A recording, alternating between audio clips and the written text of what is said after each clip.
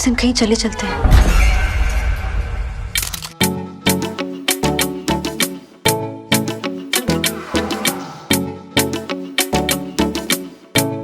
तो of course गुस्सा आता है, इतना मुझे फील होता है, मैं वहां लाउडली सबके सामने निकाल देती हूँ, सब कुछ गालियां वालियां दे के चिल्ला विल्ला के सब निकाल देती हूँ और फिर मैं फोन रख देती हूँ कि हाँ ठीक है अब हो गया, चलो आई मूव्ड ऑन। नमस्कार, आप देख रहे हैं हिंदुस्तान और मैं हूं अविनाश पाल और आज मैं लिटरली काफी एक्साइटेड हूं क्योंकि प्यार तो बहुत लोग करते हैं लेकिन आज जो मेरे साथ एक्ट्रेस मौजूद है उन्होंने किया है प्यार का पंचनामा। ये स्वीटी लाखों करोड़ों दिलों की है ड्रीम गर्ल और छलांग मारकर अब ये छोरी डराने आ रही है। जी हाँ, मैं बात कर रहा हूँ super cute and super hot Nusrat Bharucha की। नुसरत, स्वागत है। हाय अविनाश, थैंक यू, कितना अमेजिंग इंट्रो है यार, एक सेकंड में मेरे को सारी पिक्चर याद आ गई मेरी। अमेजिंग एक्ट्रेस जब सामने हो तो इंट्रोडक्शन भी अमेजिंग होना ही चाहिए। Sweet, thank you Avinash, thank you. क्योंकि हम लोग पहली बार बातचीत कर रहे हैं तो इस इंटरव्यू की शुरुआत थोड़ा सा फ्लैशबैक से करूंगा मैं। और सबसे पहले मैं आपसे जानना चाहूंगा कि आपके जो पापा हैं बिजनेसमैन, मॉम हाउसवाइफ, तो आपको कब लगा कि यार मेरे को ना एंटरटेनमेंट फील्ड में आना है? यार मुझे एक्चुअली बिगनिंग में कभी नहीं लगा था, इट वाज नेवर समथिंग कि मैंने सोचा कि मैं करूंगी। मुझे तो इनफैक्ट स्टेज पे आने से या स्पॉटलाइट में आने से डर लगता था। आई वॉज अ चाइल्ड जो फैमिली फोटोज में भी पीछे छुपती थी कि मुझे फोटो नहीं लेनी, मेरे से नहीं होती फोटोज, मैं नहीं पोज कर सकती या मैं नहीं स्माइल कर सकती। फोटो में तो खैर स्माइल ही करना होता, तो मुझे वो भी ऐसा लगता था कि बस मेरे को स्माइल करने का मूड नहीं है, तो जस्ट बिकॉज आप फोटो खींचोगे मैं स्माइल क्यों करूं। तो मैं सड़ के बैठती थी कि मुझे फोटोज नहीं करनी, बस मुझे अकेला छोड़ दो। That was a very like shy नहीं कह सकती बट मूडी चाइल्ड कि नहीं है मेरा, मेरे को नहीं करना ये। मुझे नहीं पता क्या हुआ यार, I think it was just faith और डेस्टिनी कि मैं एक्टर बन गई। मैंने एक्टिवली आई डोंट थिंक कभी सपना देखा था या सोचा था, बिगिनिंग में तो नहीं था। वो एक बार एक्टिंग की और फिल्म की एलएसडी जो बहुत सालों पहले आई थी, उसको करते करते मुझे एक्टिंग से प्यार हुआ है कि यार ये मुझे बहुत अच्छा लगता है करना।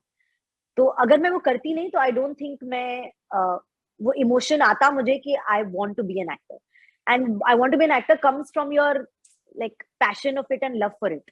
तो मेरे को प्यार हो गया फिल्म से, कहानियों से, सिनेमा से, एक्टिंग से। फिर मैंने कहा अभी यही करूंगी, तो मैं एक्टर बन गई। मतलब कभी किसी ने सोचा नहीं होगा कि जो लड़की कैमरे को देख के ऐसे मुंह बना लेती थी उसको कैमरे पे देख के बाकी लोग इतना खुश हो जाया करेंगे।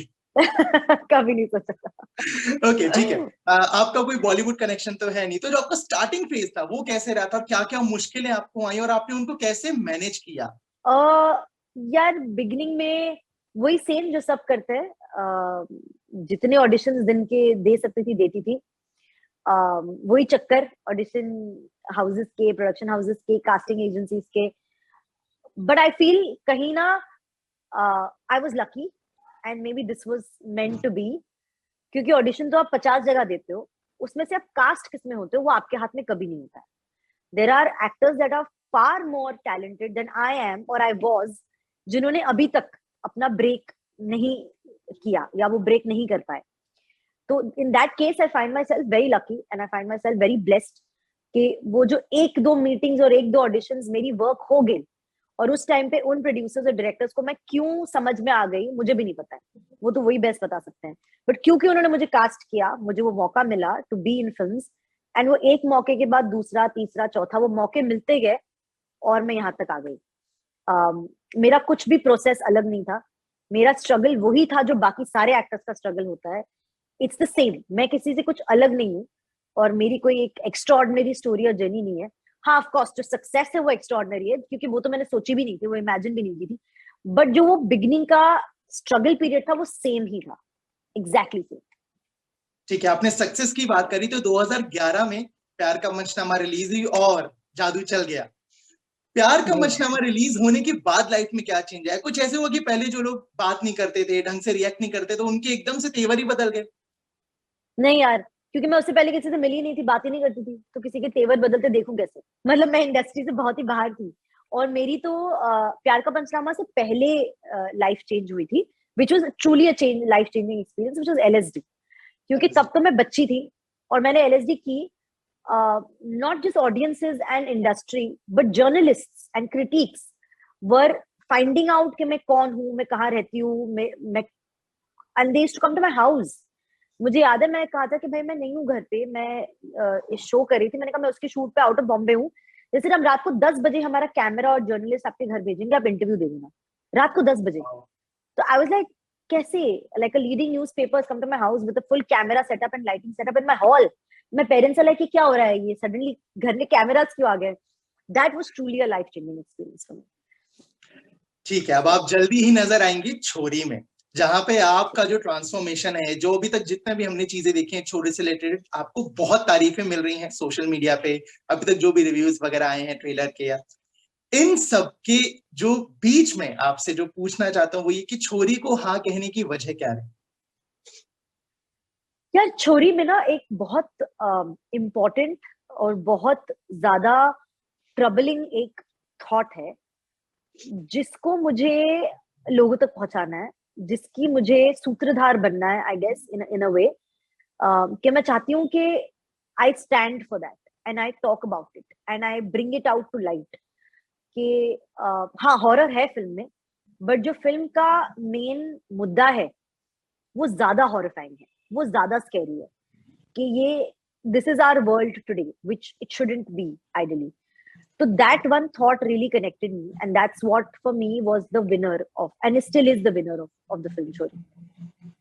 ओके, छोरी में जो आपका कैरेक्टर है वैसा अभी तक आपने कुछ किया नहीं है, हमने आपको वैसा कुछ करते देखा नहीं है, तो इस कैरेक्टर के लिए आपने प्रिपरेशंस कैसी की, कैसे आपने खुद को एज एन एक्ट्रेस तैयार किया इस रोल के लिए? यार मैंने छोरी के लिए ना अपने आप को, तो मैं छोरी मुझे ऑफर हुई थी लॉकडाउन से पहले और हम शूट कर रहे थे लॉकडाउन के बाद। तो पूरा लॉकडाउन मेरे पास टाइम था to think about this film, to keep thinking about how I'm going to do this film, what is Sakshi going to be, what my preps are going to be, what we're going to do as a team. तो वो time बहुत जरूरी और बहुत अच्छे से मिल गया हम सबको, to prepare on script level, to prepare on production level, to prepare on actor level. वो बहुत अच्छा टाइम मिला। और मैंने कुछ चीजें डिसाइड की थी। एक के मुझे फिजिकली वो बॉडी सूट पहनना है जो प्रेगनेंसी का होता है, एंड आई सेड हम उसको जितना रियल बना सकते हैं उतना रियल बना दो, it should look like actually मेरी बॉडी का पार्ट है, मैंने कुछ पहना है ऐसा लगना नहीं चाहिए। तो हमने उसका वेट भी एक स्पेसिफिक वेट बनाया, जितना एक 8 मंथ ओल्ड प्रेग्नेंट वुमेन का वेट होता है स्टमक का, हमने उस वेट का बनाया। हमने उसको ऐसे बॉडी सूट बनाया कि वो पूरा ही पहना है तो ऐसा लगता है कि इट्स पार्ट ऑफ मी, ऐसा नहीं कि बस मैंने कोई कुछ इधर भर रखा है। It was not that, correct correct, वैसा नहीं था, वो पूरा सूट था। तो it I got it as close to being into my skin as I possibly could. उसको मैंने 20-25 दिन पहना। मैं उसमें सारी चीजें करती, खाना खाती, सोती, बाथरूम जाती, लोगों से मिलती, बिकॉज मुझे लोगों की भी रिएक्शंस जानने थे, to see how it feels when you meet somebody and you're that pregnant, like what is the, how does the situation change, how does the reactions change, what are you taking of that reaction and that feeling. तो वो मैंने पूरा 20-25 days रखा था अपने अपने पास और पहना था उसको। और मैंने बहुत सारी प्रेग्नेंट लेडीज से बात की थी, बहुत सारी, including my mom, my elder sisters, my aunts, my friends, कि भाई what did you go through, what was it, and I would give them situations जो साक्षी एक्चुअली फिल्म में उनको सिचुएशंस उसके साथ होते, मैं उनको वो सिचुएशंस देती और पूछती कि आप क्या करते हैं सिचुएशन में, या आपको क्या लगता है कि सिचुएशन में क्या आप कर पाते हैं, क्या आप, अगर आप गिरते तो आप उठते कैसे, अगर आप बैठते तो आप साइड पे कैसे, साइड साइड से उठते बैठते या स्ट्रेट उठते, अगर आपको भागना है तो आप किस स्पीड से भागोगे, आपकी ब्रेथ कितनी ऊपर नीचे होती है, क्या आप भागते भागते रुक जाओगे, आप क्या मतलब मैंने इतने डेप्थ में सवाल सवाल सवाल सवाल सवाल करके चीजें निकाली है और फिर उसको साक्षी में डाली है। मतलब इस किरदार के लिए आपने बहुत बहुत बहुत ज्यादा मेहनत की है।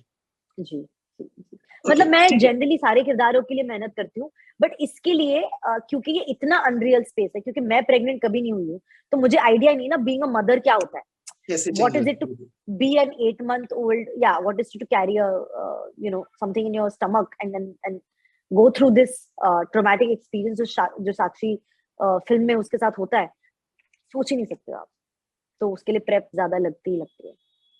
ओके नुसरत, आप उन सिलेक्टेड सेलेब्स में शुमार हैं जिनके अक्सर फोटोज और वीडियो सोशल मीडिया पे वायरल होते रहते हैं। एक तरफ जब बहुत तारीफें मिलती हैं तो कई बार ट्रोल भी होती हैं।